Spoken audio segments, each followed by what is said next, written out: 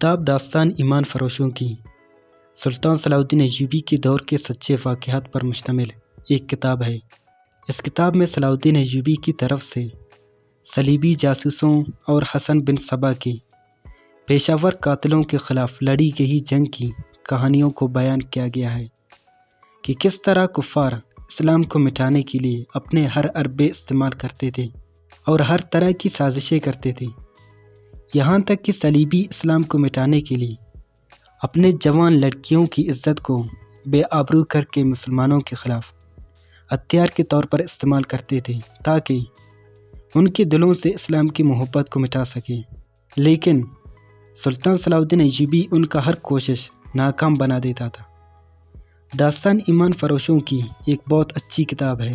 اس کتاب کو پڑھنے سے آپ کو بہت کچھ سیکھنے کو ملے گا۔ داستان ایمان فروشوں کی 5 جلدوں پر مشتمل ایک کتاب ہے جس کی رائٹر عنایت اللہ التمش ہے۔